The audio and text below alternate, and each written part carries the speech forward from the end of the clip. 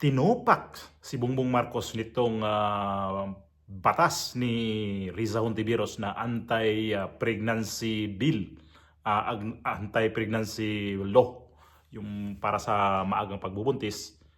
Tinupak ang presidente nito kasi nga may nabasa siya doon na hindi ka nais-nais daw. Kaya siya dito nanggalaiti, tinupak na siya. At saka may warning na siya na ito pag ipasa to sa akin, hindi ko to igagarantiya ko sa inyo, mga magulang, mga teacher, mga bata, na hindi ko to pipirmahan, i-veto ko to. Kaya itong batas ni Riza Hontiveros, nabasa pa lang niya yung mga ano nito, meron siyang nabasa nga doon na pangit man pakinggan, na meron daw nakalagay doon na masturbation, parang tinuturuan ng mga patataon, tuturuan mo ng ganun yun, parang hindi maganda. So, batas daw yun ni Riza Hontiveros. Actually, hindi pa yan nakalabas, yung batas na yan. So, may ano pa yan na pipirmahan nga lang Pangulo, pero hindi niya pipirmahan to, i-veto niya na.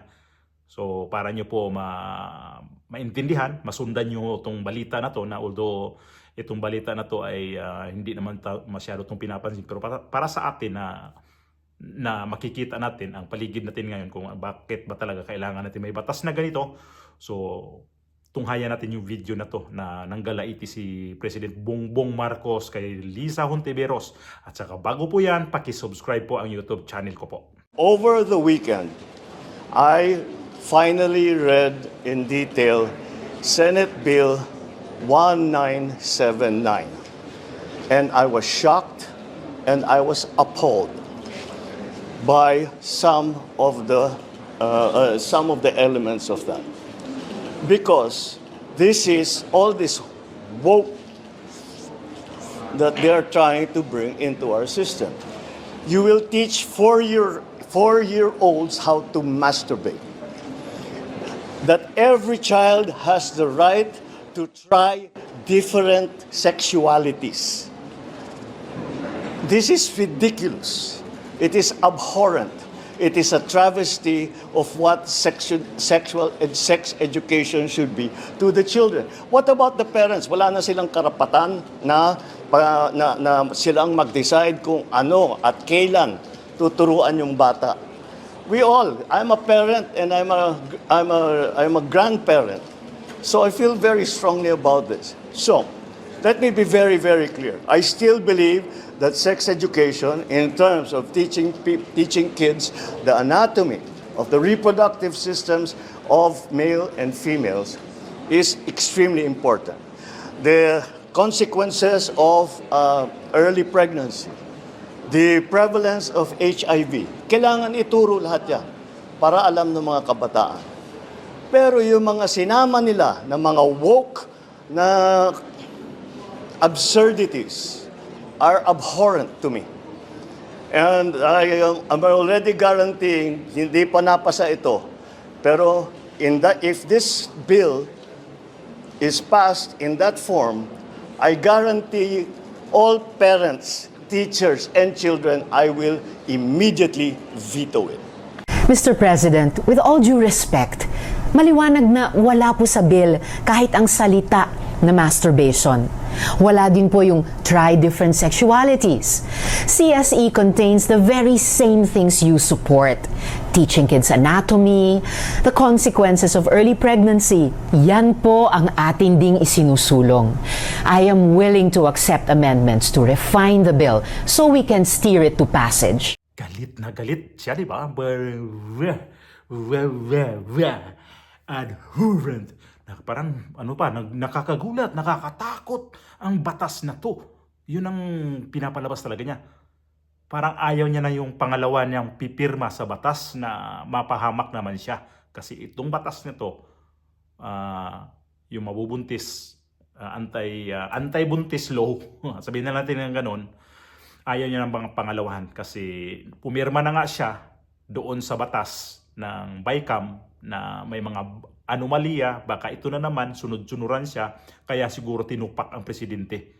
Talagang pinuntriya na talaga ang batas nito. O gumanti lang ba to kay Riza Hontiveros, kasi si Riza Hontiveros nga ang author nito. Kasi nga nung panahon daw to ng Suna, hindi to si Risa pumalakpak sa kanyang speech doon sa kanyang Suna. Bidyong konti, oh, ayan.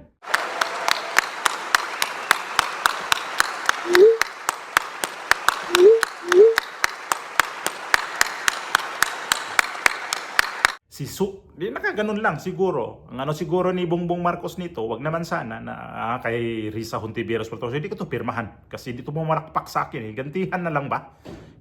Sa akin lang yun, ha. Hindi ko naman ako nag-iintriga. Siguro nga mayroon siya dong nabasa na hindi talaga kanais-nais kasi over the weekend na nabasa daw niya yung batas na yon, pero hindi niya nagustuhan ang batas na yon. Pero sumagot si Risa Hontiveros na pwede niyang gawing kailangan niyang i-modify ang batas na yan kung ano ba talaga. At hindi pa tapos si Risa Hontiveros nito. Alam niyo kung bakit? May pangalawang video ipasok ko na nilaglag siya sa kanya mga kasamahan sa Senado. Mababawiin ang pirma nila, ayaw nilang ituloy ang suporta nito sa bill ni Risa Hontiveros na anti-buntis law. Panoorin niyo po ang video. Nakapag-subscribe ba kayo? Pa-subscribe naman. Pa-subscribe naman para ikalat natin itong video na to. Pwede niyo tong i-like, pwede niyo tong i-share tong video na to para aware ho tayo sa nangyayari sa atin ngayon. Mamaya may dagdag po akong dagdag po akong opinion tungkol po dito sa bakit nga ba to umabot tayo sa ganito rin. Pasok ang video natin. Senate President Francis Escudero asking to withdraw their signatures from the committee report endorsing Senate Bill 1979, or the Proposed Prevention of Adolescent Pregnancy Act. It was originally signed by 18 senators. The controversial bill seeks to establish a comprehensive sexuality education program in public schools that would teach children about human anatomy and the dangers of teenage pregnancy. Senator J.V. Ejercito confirms he is among those who wrote to Escudero to withdraw his signature from the committee report. Ejercito says he wants the bill to be further reviewed. Senator Jingo Estrada also disassociates himself from the bill after evaluating sentiments and grave concerns of various private organizations which expressed strong opposition on the proposed law. Senators Nancy Binay, Cynthia Villar, and Bongo have also said they are withdrawing their signatures from the bill. The president's sister, Senator Amy Marcos, meanwhile, says it is premature for her to withdraw her signature since the bill is still up for deliberation. Meanwhile, the bill's author, Senator Risa Hontiveros, says she will file a substitute bill on the Prevention of Teen Pregnancy Bill after her colleagues withdrew signatures from their endorsement of the measure. Ilang mga senador yun na umayaw na. Ang nag-atubili na bawiin ba yung pirma niya? Si Amy Marcos. Ito si Amy Marcos talaga. Paipal talaga sobra tong senadora na to eh. Yun, ng mga tao na yun. Yung mga senador doon, ayaw na nilang suportahan to ng bill ni Risa Hontiveros. Di pa nga umabot sa siguro to. Sa mga reading lang. May first reading, second reading, third reading hanggat mapurbahan. Ipasa na sa presidente. Hindi to siguro to umabot ng ganun. Kasi, umabot na ba sila? Kasi may mga pirma na eh. Ayaw na rin papahamak ang mga senador sa mga pirma-pirma nila gawa doon sa BICAM na may mga pirma na pero controversial. Ganun na rin siguro to, no? Ay, nadala nga siguro sila. Na wake up call itong kay Congressman Ungab na isiniwalat na hindi kumpleto. May pirma na pero pinirmahan ni Bongbong Marcos. Kaya si Bongbong Marcos nanggalaiti. Ngayon ito. Ayaw ko na pangalawahan. Ayaw ko na may pangalawa akong controversial dito. Ayaw ko na sisihin na naman ako nito. Magiging laman naman ako sa balita. Magiging laman ka talaga ulit sa balita pag pirmahan mo to. Buti nga nakita mo. Kasi over the weekend, binabasa ko, adhorrent. Ulitin natin. Adhorrent. Adhorrent ba yun? Mayroon siyang English na hindi ko maintindihan din eh. Ay, alam naman ako, hindi ko nakakaintindi sa English. So, ayun yung nagiging controversial ngayon. Itong batas ni Risa Hontiveros na ayaw nang suportahan sa kanya mga kapwa senador o senadora kasi controversial. Si Bongbong Marcos, ayun na, nanggalaiti na, tinupak na po ang mama dahil nakita niya na hindi ka nais-nais ang batas na to kasi mayroon doon nakalagay masturbation. O, dagdagan natin itong mga opinion na to. Alam nyo kasi, itong mga panahon natin ngayon, yung mga batas na ganyan, ang maano ko lang nito, madagdag ko lang ay dahil na rin to sa ating ano natin ngayon, sa paligid natin ngayon na di na naman natin ipagkaila, social media, internet. So ang mga bata mulat na ngayon sa ibang gawain, lalo na sa cellphone. Pag ano niyan, may ilang taon pa lang, 3 years old, may sarili ng cellphone para kunyari lang laro. Paano kung mapindot nila yan mga ganyan na iba na yung mapindot nila, iba na yung panood nila doon sa kanilang screen sa cellphone na may naghalika na doon. Paano yun sa mentalidad ng bata? Uy, ano to? Ba't may ganyan? Hanggat lumaki siya, yan pa rin ang cellphone ng hawak. Iba na ngayon kasi ang nature ng mga bata. Hindi na yun kasi nature kagaya natin sa akin noon na iba yung ginagalawan ko. Wala namang ganitong cellphone eh. Wala mga ganitong internet dati. Although ang internet nakakatulong, malaking tulong sa ating kung saan man tayo. Ekonomiya, ang laki yan tulong. Pero mayroong kabila nito na titingnan natin na hindi ko rin na okay siya. Kagaya nga nitong mga nangyari sa atin ngayon na maaga na buntis yung mga bata. Maaga may crush na siya, mga ganun. Siguro naman sa inyong paligid, mayroon ganyan yan. Lalo ganyan din sa kahirapan. Isa din yan ang mga bata, parang nag-ano lang sila, dito nila ibaling sa mga internet na lang, napapanood nila yung mga porn. Di naman natin maano yan sila kasi lalo pagdating ng mga 6-year-old, 7-years-old na mga ganyan pa hanggat pataas na. Danger na talaga yan sa mga ganyan sa makikita nila na mga makikita nila yan dyan. Lalo pa may mga ganyan na naghahalikan, parang na-curious sila. Kaya siguro ganun ang nangyari sa ating paligid, lalo na sa Pilipinas na tumaas nga daw itong mga bata palang buntis na.